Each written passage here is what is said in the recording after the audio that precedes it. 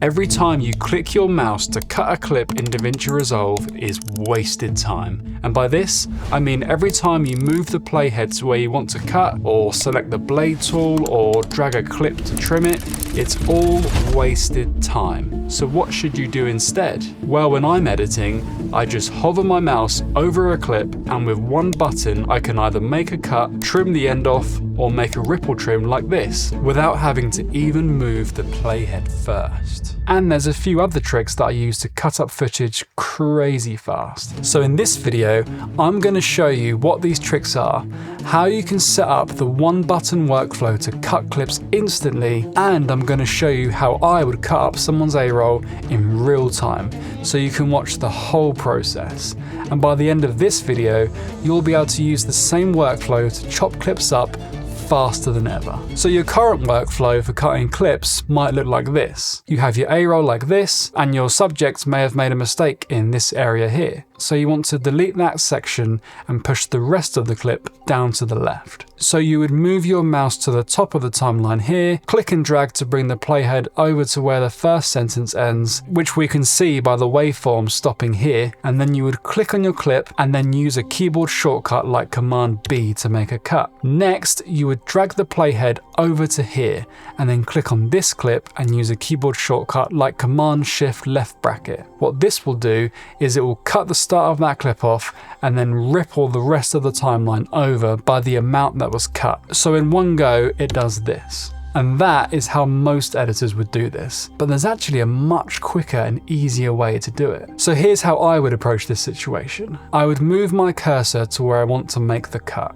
And then without even having to select the clip or even move the playhead, I'll just press this one button on my keyboard and it will instantly make that cut. And then I'd move my cursor over here and click a button on my mouse, which then moves the playhead, selects the clip, and does the ripple trim all in one click. So if we go side by side with these two methods, you can see that the fast way only took 3 seconds, whereas the old way took 8 seconds. That's nearly 3 times faster. And believe me, this wasted time builds up quick. Not to mention the fact that being able to click your mouse less means you can edit for much longer as well, because it means your wrist doesn't ache as much. I used to get a massive pain on my hand here, but that's all gone now because of the way that I edit. So how does this work? Well, I've shown in detail how I've set this up on my mouse in a previous video, so I'll leave a link to that in the description below. But it's essentially done by using a third-party app to create a macro. A macro is a set of actions that happens one after the other. And there's a few apps that can do this. I use an app on my Mac called Keyboard Maestro, but if you're on Windows, then Auto Hotkey would be a good option. I'm not affiliated with either of these apps at all. They're just the ones that I've used. So to do this ripple trim, what's basically happening is I click this button on the top of my mouse. This then triggers this set of actions on my macro. So it starts off by left clicking where the mouse is, then it moves the playhead to that position with the keyboard shortcut C, and then it does the Shift Command left bracket shortcut to ripple trim. But it does all of this in a split second, like this. And it's the same sort of thing with adding cuts quickly. All this is doing is when I hit this button on my keyboard, it will then press the B shortcut to turn blade edit mode on. Then it will left click where my cursor is, and then it will hit my keyboard shortcut to go back to selection mode, which I have set as Control Option A. And I do this with so many things in Davinci Resolve. If I'm ever repeating clicks over and over, I'll just put them in a macro and make my editing 10 times faster. If you're using Keyboard Maestro, then you can download my free templates and a PDF which walks you through how to set up all of my favorite macros. There's a link in the description below if you want to check that out. But using macros isn't the only trick that I use to cut footage faster, and to show you the rest, I'll show you in real time how I cut up my A-roll. So I've got this clip here. It's the A-roll for a YouTuber called Ed Lawrence, and you'll actually be able to see the finished version of this video now. I'll leave a link in the description to it if you want to see it. But the first thing I'm going to do with this, before I even make any manual cuts, is I'm going to let Davinci Resolve remove a lot of the hard work for me. So I'll select the A-roll, come up to Clip, Audio Operations, and then Ripple Delete Silence.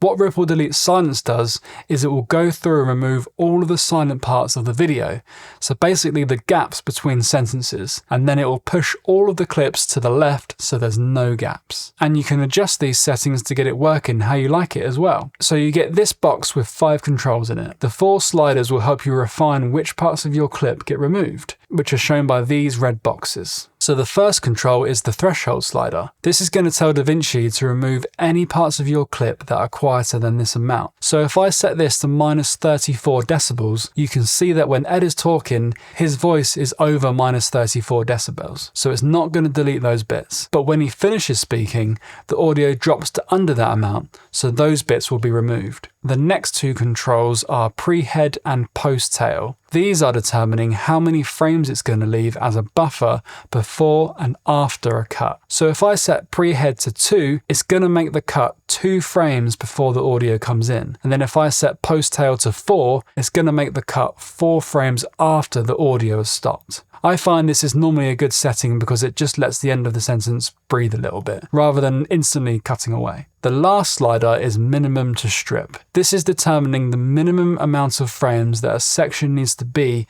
in order to be allowed to delete it. So if I set it to 10 frames, then any quiet parts that are less than 10 frames won't be deleted. This helps to avoid having too many cuts at unnecessary moments mid-sentence, and leaves it to just cutting out the big gaps in between each sentence. Lastly, you will see that there's a checkbox for crossfade audio. What this will do is it will add an audio crossfade between every cut. This can be good in some situations where there's a lot of background noise and the cuts need to be smoother, but for normal talking head footage like this, I just leave it unchecked. Then I hit remove, and you can see that it's removed all of the silent parts of the video, and it's got me into a good position to start refining the cut. And you might be thinking, well, why do we need to go through it if it's clearly just done all of the cutting for you? Well, the ripple delete silence tool isn't perfect, and there's still a bit of refining that needs to be done. And it also wouldn't have gotten rid of the mistakes as well.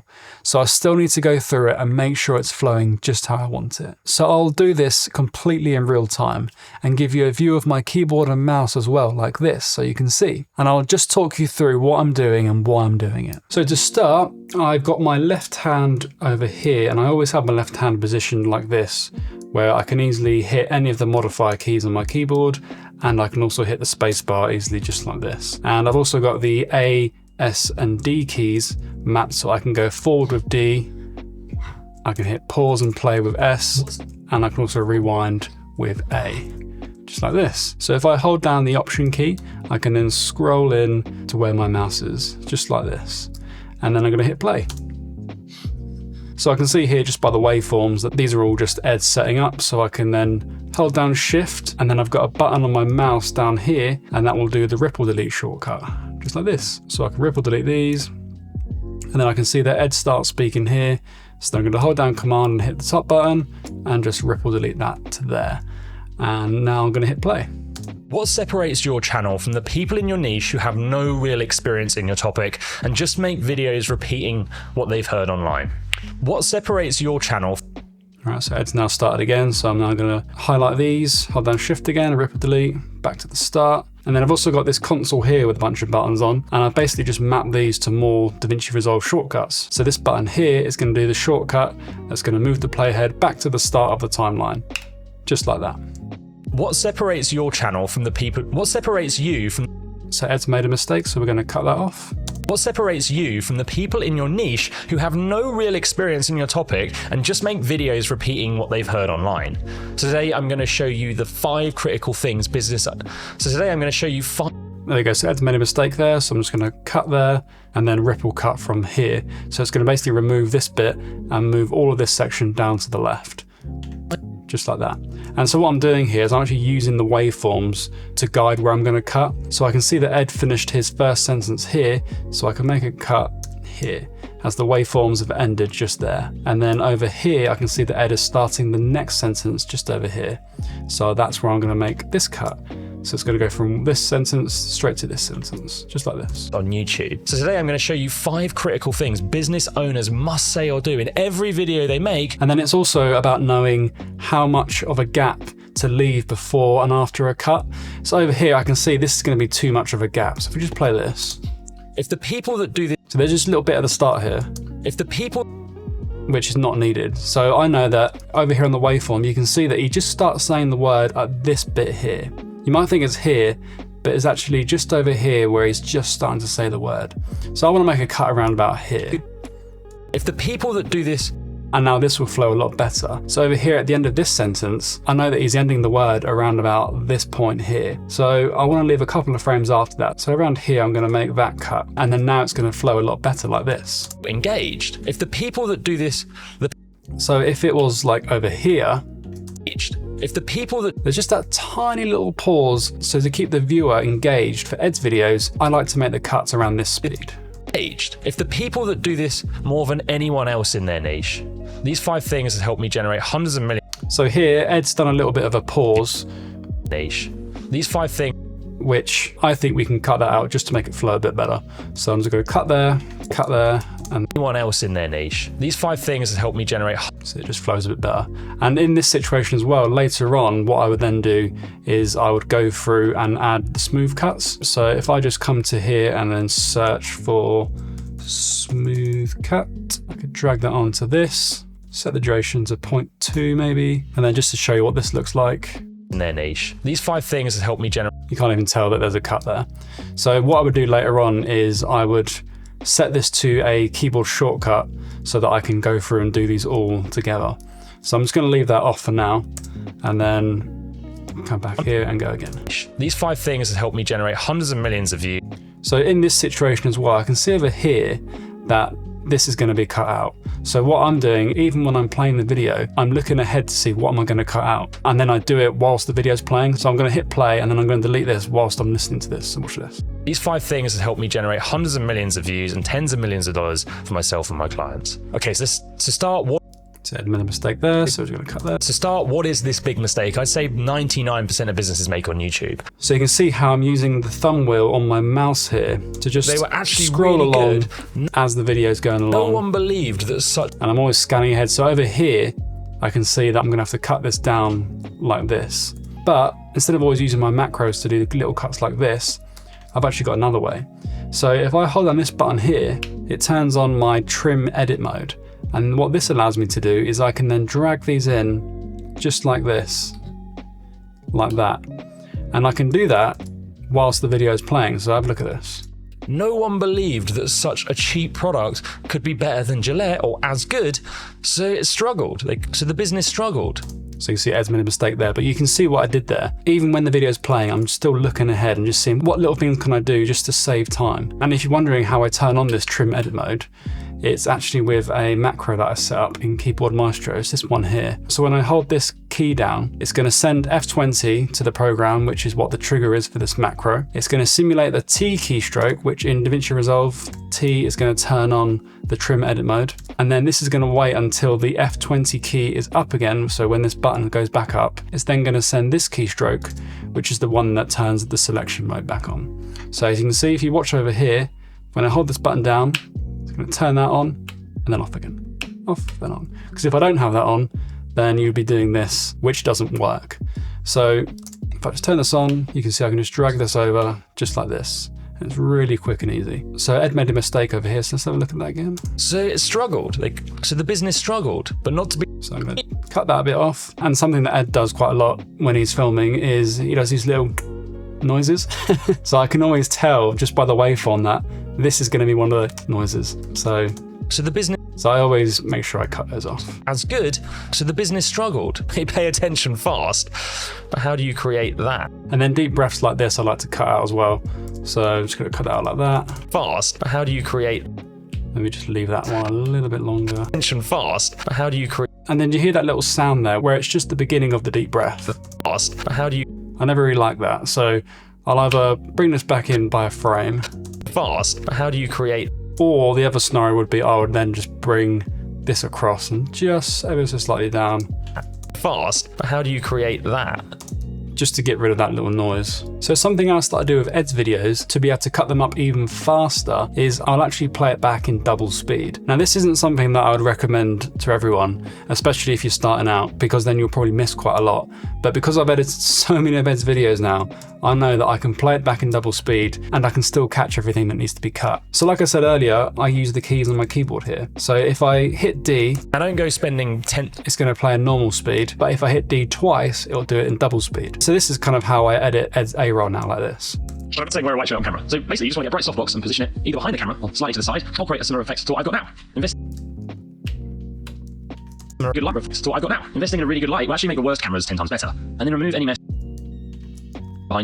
mess or clutter from behind you that people might judge negatively, like random papers or coffee cups or fluffy things. This isn't my studio. It's Nicholas Crystal's. This was Nicholas Crystal's studio. Now, actually, the thing is, the real magic of fixing your setup isn't about what the viewer sees. It's more about you. And I've never actually heard anyone talk about this before. So even when I'm editing in double speed like this, sometimes I'll still go back and then just run it back in normal speed just to double check that everything makes sense. And he wrote it off. All right, maybe they didn't say exactly like that. It just rhymes, so I wrote it into the script. And this is what I do. I basically go through the whole of the A-roll track and make all of these little cuts to get the base A-roll of the video playing back smoothly. And being able to cut the A-roll up really quickly with all these different shortcuts just speeds up my editing so much. And it's not even just with the A-roll, it's also with the B-roll and the text. I'm always using these shortcuts. So I've got my shortcut for bringing in text just like this.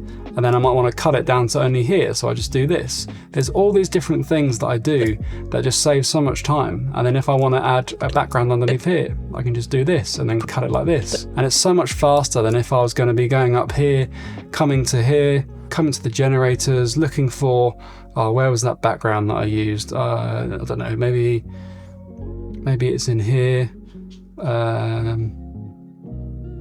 Gradient solid, maybe that one, and then where was that text that I like to use? Come down to titles, and you can already see just by trying to find these same two things. Here we go, there's the text. Let's bring it in, let's close this. Okay, let's now drag this one over here and drag this one over here. Like all these clicks where I can just go boom, there's one, boom, there's another one, highlight both, click, done. And to find out how I get titles and effects to come straight to my timeline in one button, click here to watch this video where I show you exactly how I set that up. And also watch this video if you want to see my complete workflow for how I edit Ed's videos.